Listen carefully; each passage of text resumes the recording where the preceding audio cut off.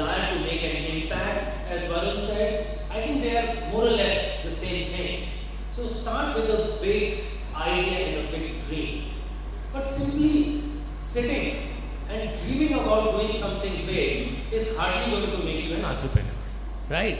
You need to frame that dream to figure out how you are going to be able to use that vision, that dream, or that desire to make an impact and translate that into a product or service that solve a certain pain for some section of society.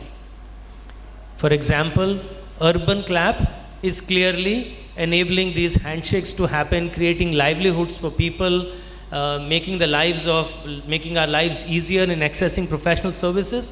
So there is a pain that is being solved, and while the pain that is being solved, there is a value that is being created or unleashed. When this value is unleashed, we have to see whether firstly the value unleashing is more than the cost of us providing the value or not. You mentioned a big name like Snapdeal in your presentation, and we have heard of this thing that's going around, that a lot of businesses are operating at negative gross margin. So negative gross margin essentially means that the value that you are creating is less than the cost that is taking you to provide that value to the consumer. And that, to me, is a bit of a question mark in terms of, is this a business?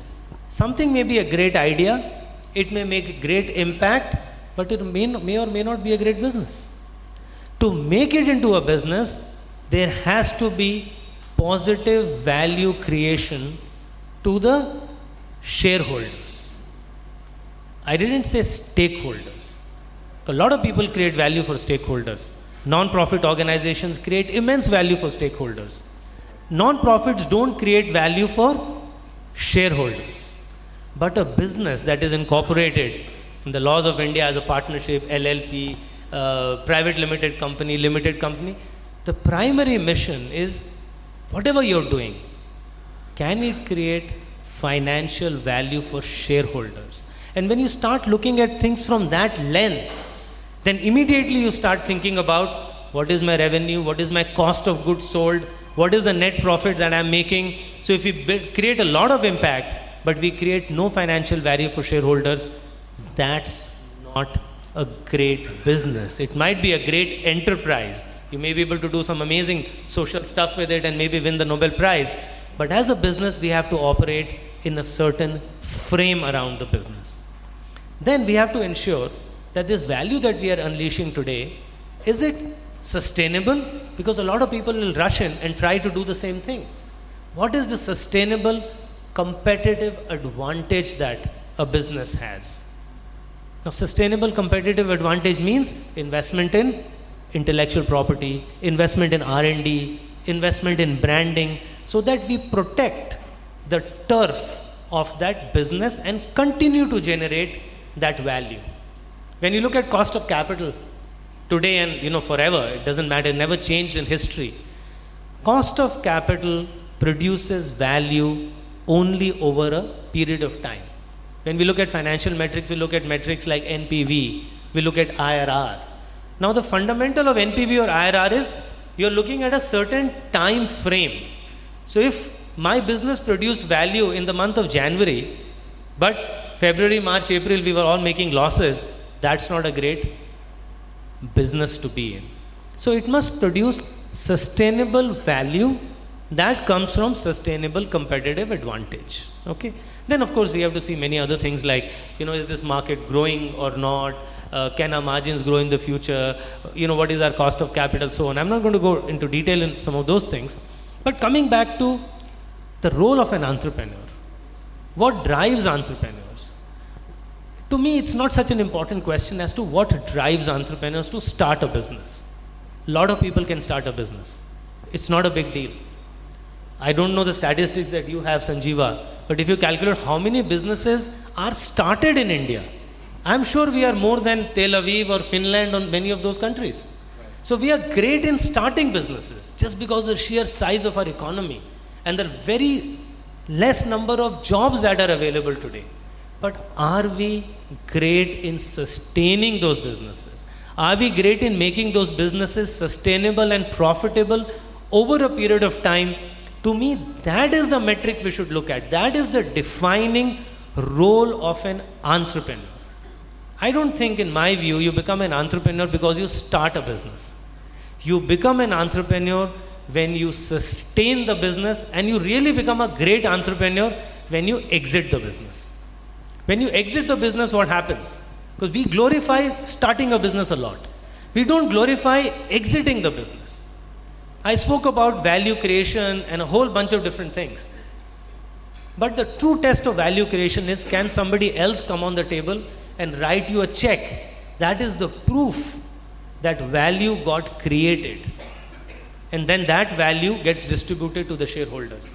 So when you look at a lot of these statistics, please also look at how many businesses got sustained in a 5-year time frame and how many businesses got exited, or there was a change of control. Because change of control is the proof that somebody else besides yourself also found that this business is valuable enough to sort of invest in. So what drives entrepreneurs? I think more or less in this room we understand. But what continues to drive entrepreneurs is equally important, because in an entrepreneurial journey, there are lots of, as we say, ups and downs. What are these ups and downs if you were to sort of, look at it? Let me look at, I started a business in education services. Education is a very big, potential market in this country. There are 240 million kids who go to school in India, certainly largest in the world, larger than China. Out of these 240, besides these 240, there are 140 who are not in school right now. They are on the street. They should be inside schools. We have 6 million teachers. We have 300,000 private schools. We have a huge higher education sector, yet only 11% of high school students go to college. So what does it mean? You have an amazing ecosystem. But does it mean that it can become a great business? Let's talk about that for a second. Great opportunity, an entrepreneur who has vision, who wants to make an impact on society. I would say education is a great business to be. But now we talk about the issues that entrepreneurs have to deal with. For example, did you know that it takes 43 approvals to set up a school in this country, including an approval called a no objection certificate from the local authority and state government. Now you may wonder, there can be a no objection certificate if I were setting up a gambling den or a liquor sort of vending thing. But to set up a school, you need a no objection certificate? Come on, let's get real. But these are a whole bunch of regulatory issues that an Indian entrepreneur particularly has to deal with. And despite a lot of programs that the government has rolled out in terms of ease of doing business, on the ground, if you look at it, the situation has only marginally improved. Second aspect, I'll give you a very live example. I'm sure a lot of you are parents, right? Your kids go to school. So the government sometimes doesn't know what the right hand is doing as compared to what the left hand is doing. So very recently, a couple of months back, the government took a decision that the 7th pay commission, which is a great thing to have, should be implemented for every teacher in this country, which effectively raises teacher salaries by approximately 40%. So if you look at it from an education business perspective, it raised your cost of doing business on the payroll side about 40%. And then the government passes another law that you cannot increase school fees in this country. Are you aware of this? You cannot increase school fees in this country. So as an entrepreneur, look at this and say, God, what's going on? My cost of business by regulation, by law, just increased 40%, and I can't increase my selling price even by a rupee.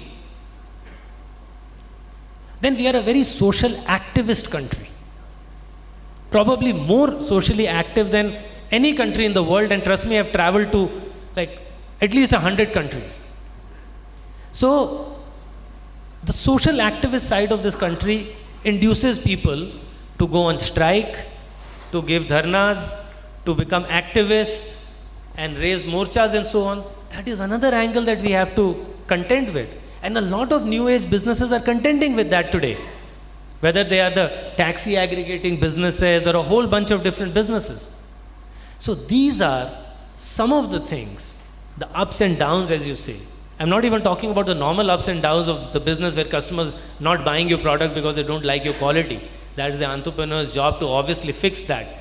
But a lot of unknown areas. So the ability to navigate unknown areas is a very, very important characteristic of an entrepreneur.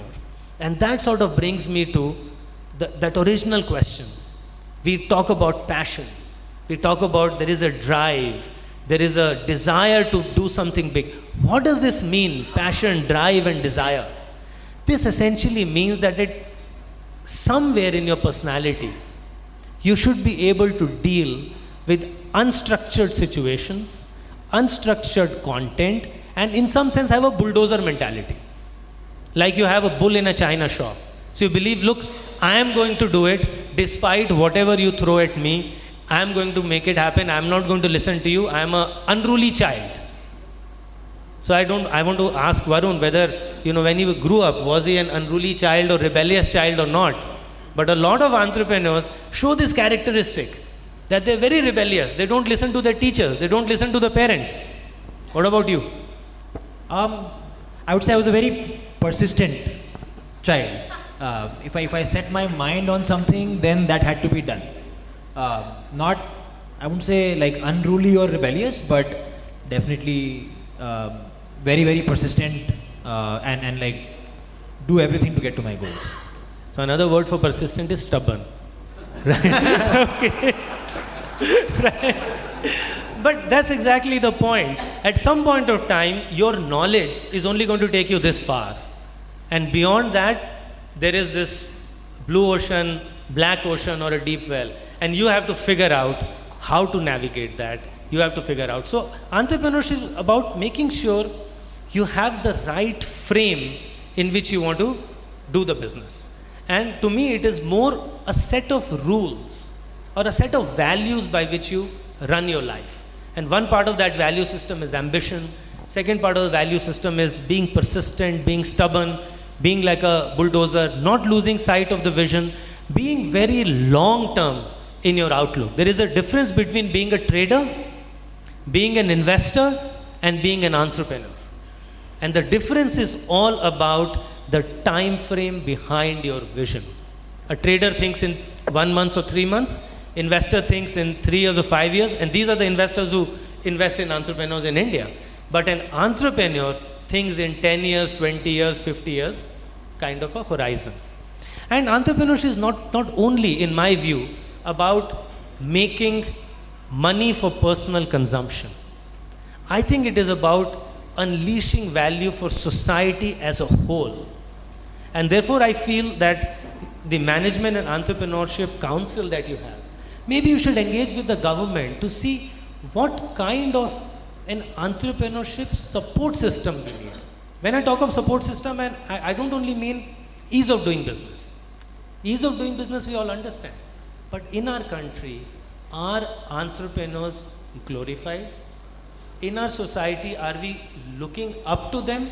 Is the government looking up to them? Do we trust them at all? These are some very important soft attitudes and soft approaches. There's a friend of mine, just graduated from Stanford a few years back. He says the entrepreneurial DNA in Stanford is so strong that if you end up getting a job after your MBA, people look down upon you. That is their definition of low caste. Like, how come you didn't start a business, you ended up taking up a job?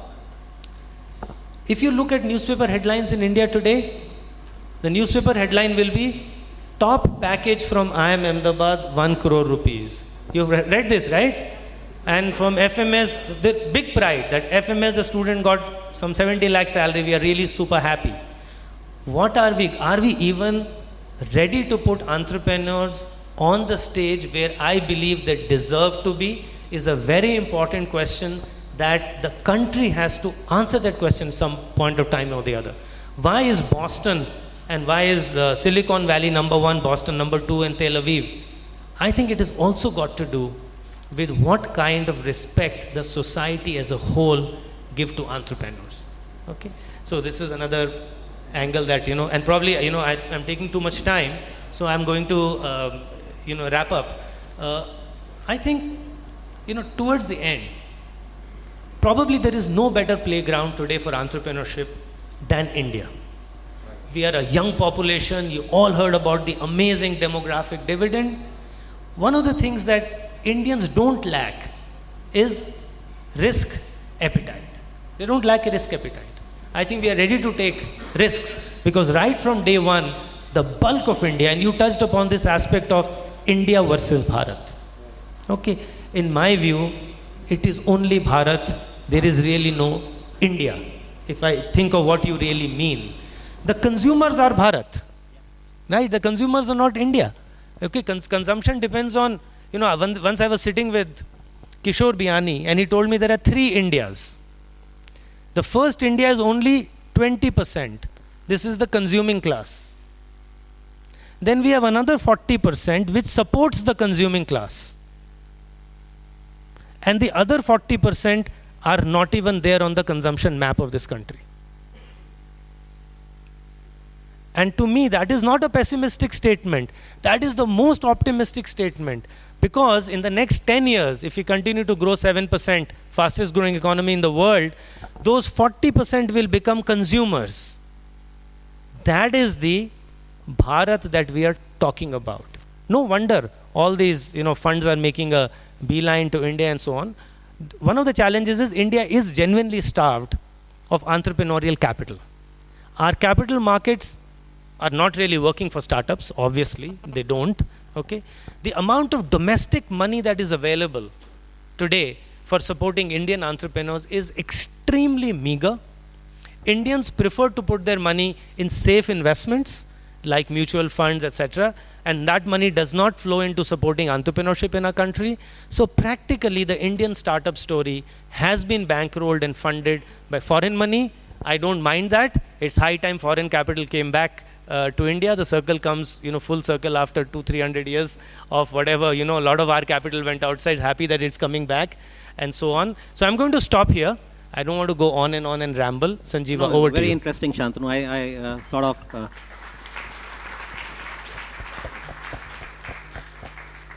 So, gentlemen, I think a great